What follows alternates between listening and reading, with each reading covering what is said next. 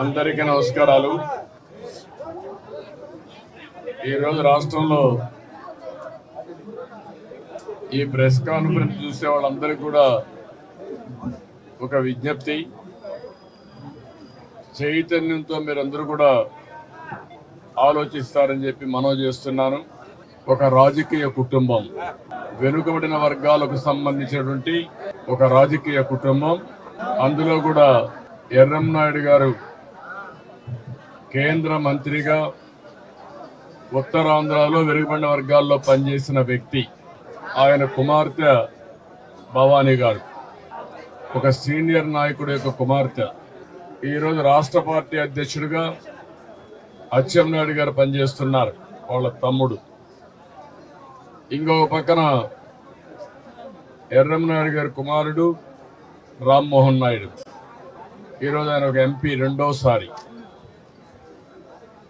ఆదిరెడ్డి అప్పారావు కానీ ఆ కుటుంబం కానీ ఒక మేయర్గా పనిచేసినటువంటి వ్యక్తి ఆదిరెడ్డి అప్పారావు గారు సతీమణి. ఆయన కూడా పార్టీ ప్రెసిడెంట్గా పనిచేసి ఈ రాజమండ్రికి అనలేని సేవలు అందించిన వ్యక్తి. ఒక వెనుకబడిన వర్గాల కుటుంబం, నీతి నిజాయితీగా ఎన్నో సంవత్సరాలుగా ఈ ప్రాంతంలో వ్యాపారం చేసుకునే వ్యక్తి. ఆయన వ్యాపారం చూస్తే చిట్ ఫండ్స్ అంతా కూడా 100 కోట్ల రూపాయలు. ఏ వ్యక్తి కంప్లైంట్ చేయలేదు. చిట్టు పాడేవాళ్ళు కానీ కస్టమర్ కానీ ఎవ్వరూ ఎక్కడా కంప్లైంట్ చేయలేదు. అయితే ఆదిరెడ్డి అప్పారావు గారి పైన ఒత్తిడి పెంచడానికి భవానీని పార్టీ నుంచి చేంజ్ చేయమని ఒత్తిడి పెంచారు. దీనికి మీరు ఒకసారి చూస్తే, ఒకసారి కాకినాడ రిజిస్టర్, ఈ రిజిస్ట్రేషన్ డిపార్ట్మెంట్ సంబంధించిన రిజిస్ట్రార్, అతను ఎంక్వైరీ చేశారు. మళ్ళా రాజమండ్రిలో చేశారు. మళ్ళీ పై నుంచి డిఆర్ఐ, డైరెక్టర్ రెవెన్యూ, వాళ్ళు చేశారు. మళ్ళా సిబిసిఐడి ఆఫీసుకి పిలిచి రికార్డులన్నీ తీసుకున్నారు. అంటే ఈ రాష్ట్రంలో చిన్న వ్యాపారం కూడా ఒక వెనుకబడిన వర్గాల కుటుంబం చేయడానికి వీలు లేదు. రెండోది, ఒక రాజకీయ కుటుంబం గౌరవంగా బ్రతకడానికి కూడా వీలు లేదు. అలాంటి సందర్భంలో మొన్నే మీరు చూశారు ఎమ్మెల్సీ ఎన్నికలు. ఆ రోజు జరిగింది ఏంటి? ఆయన అరెస్ట్ చేయాలని చెప్పి ఇంటికి వచ్చి ఒత్తిడి పెంచి ఎట్టి పరిస్థితులు రమ్మంటే, ఆ ఒత్తిడి చూసిన తర్వాత అచ్చెన్నాయుడు గారు నేరుగా ఇక్కడికి వచ్చి ఆ రోజు భవానీ గారు చెప్తే కాదు, ఇది కరెక్ట్ కాదని ఆవిడ రావడం.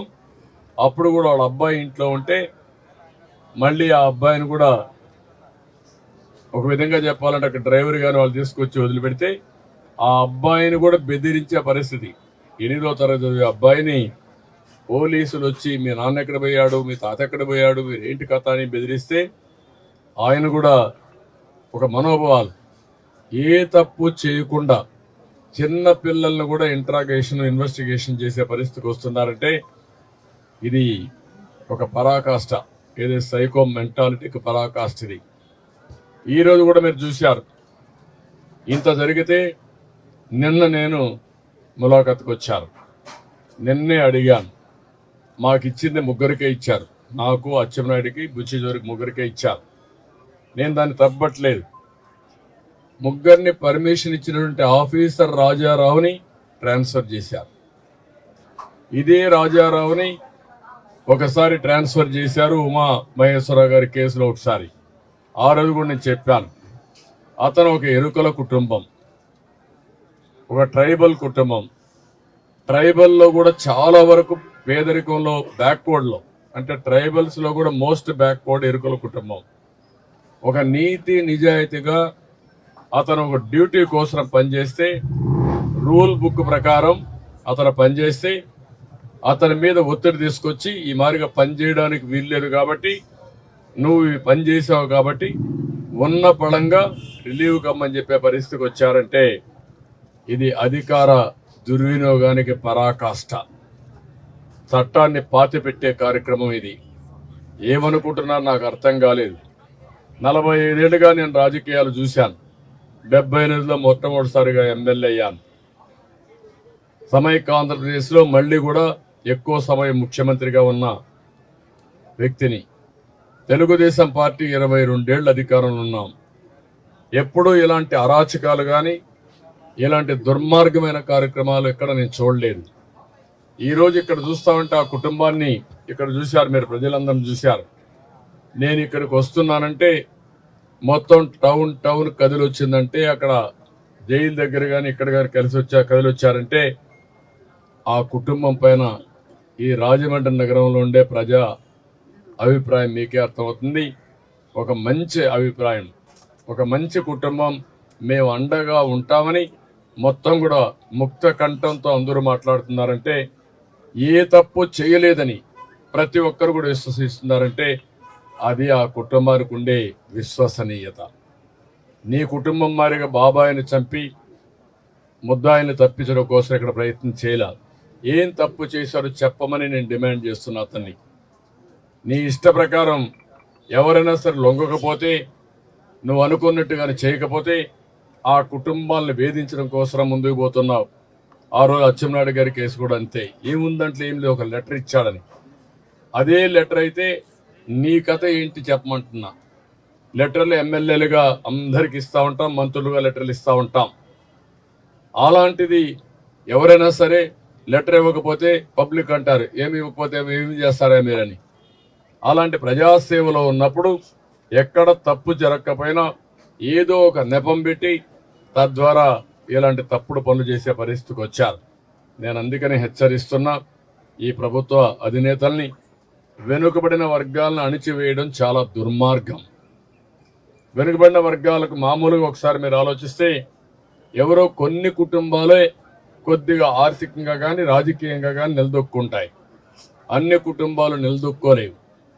అలాంటిది వారసత్వంగా బ్రిక్ బై బ్రిక్ ఒక చిన్న వ్యాపారంతో స్టార్ట్ చేసినట్టు అప్పారావు గారు కానీ వాళ్ళ కుటుంబం కానీ ఒక పక్క నీతి నిజాయితీగా వ్యాపారం చేస్తూనే రాజకీయాల్లో కూడా నీతి నిజాయితీగా ఒక విశ్వసనీయతకు మారుపేరుగా పనిచేస్తూ వచ్చే పరిస్థితికి వచ్చారు.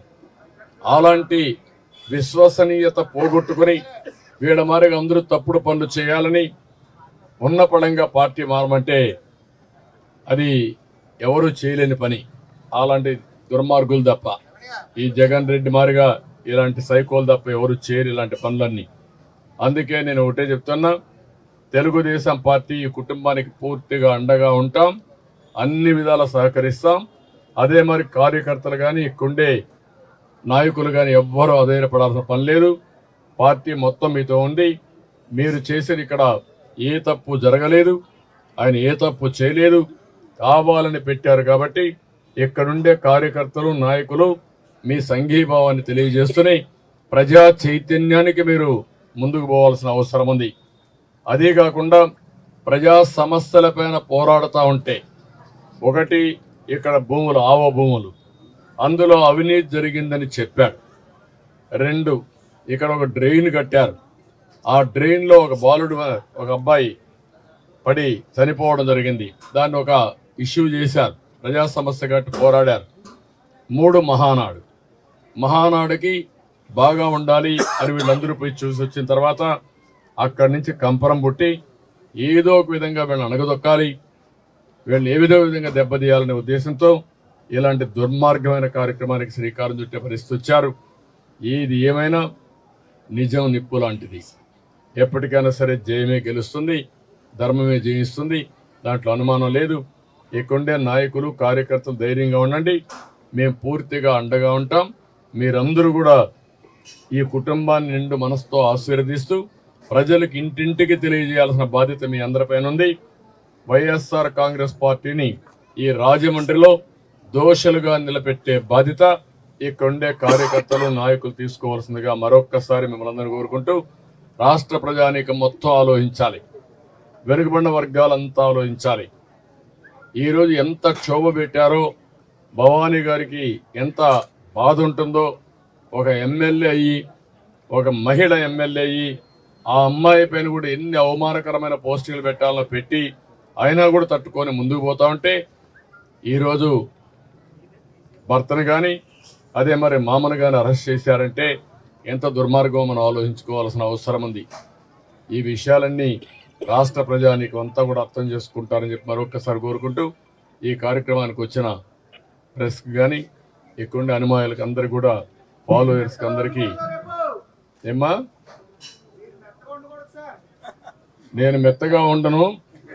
ఎవరైతే ఇలాంటి తప్పుడు పనులు చేశారో వడ్డీతో సహా ఏ విధంగా చెల్లించాలి